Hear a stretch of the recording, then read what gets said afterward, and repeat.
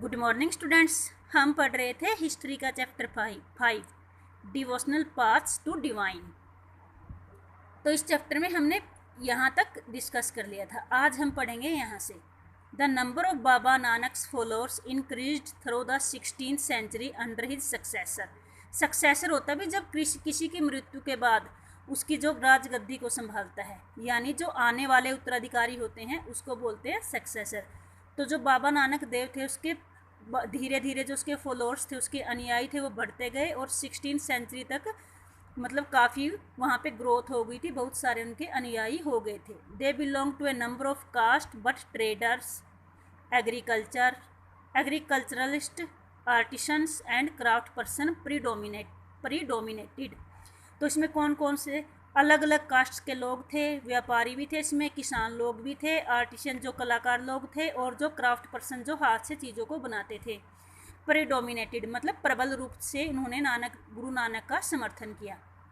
This may have something to do with Baba Nanak insistence that his followers must be householder and should adopt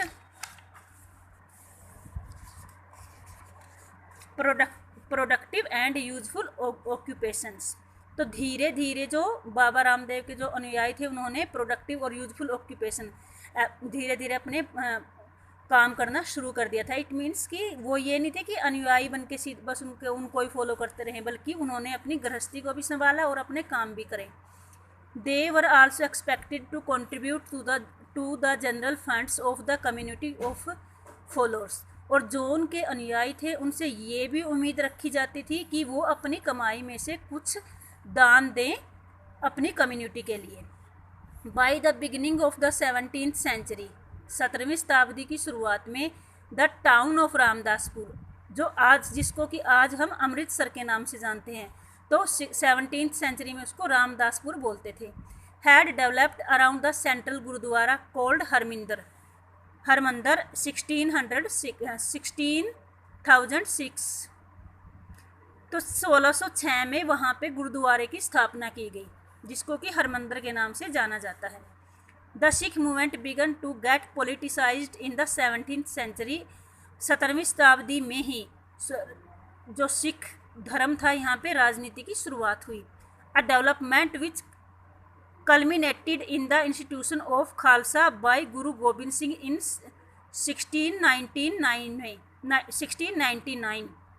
जब गुरु गोबिंद सिंह ने 1699 में खालसा की स्थापना की। The community of Sikhs called the Khalsa पंथ became a political unity. तो इसको सिखों के लिए पॉलिटिकल यूनिटी के रूप में जाना जाता था खालसा को। The changing historical situation during the 16th and 17th centuries influenced the development of Sikh movement। तो 17वीं और 16वीं शताब्दी में जो पॉलिटिकल चेंज हुए हमारी कंट्री में, उनके ऊपर जो सिखों की मूवमेंट थी उनका भी प्रभाव पड़ा। The ideas of Baba Nanak had a huge impact on his development. Baba Nanak Dev के जो आइडिया थे, जो विचार थे, उसको काफ़ी प्रभावित किया। Development from the very beginning, शुरुआत में, यानी जब खालसा की शुरुआत हुई तो जब बाबा नानक देव के जो शिक्षाएं थी उसका उनके ऊपर काफ़ी प्रभाव पड़ा। He emphasise the importance of worship of one God, क्योंकि उसमें बल दिया गया था कि भगवान एक है। ही इंस्टीट्यूट द कास्ट क्रीड और gender was irrelevant for attaining liberation.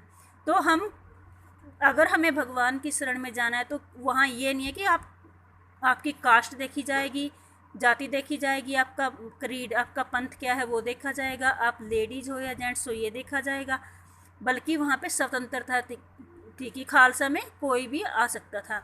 His idea of liberation was not that of A state of inert bliss but rather the pure pursuit of active life with a strong sense of social commitment.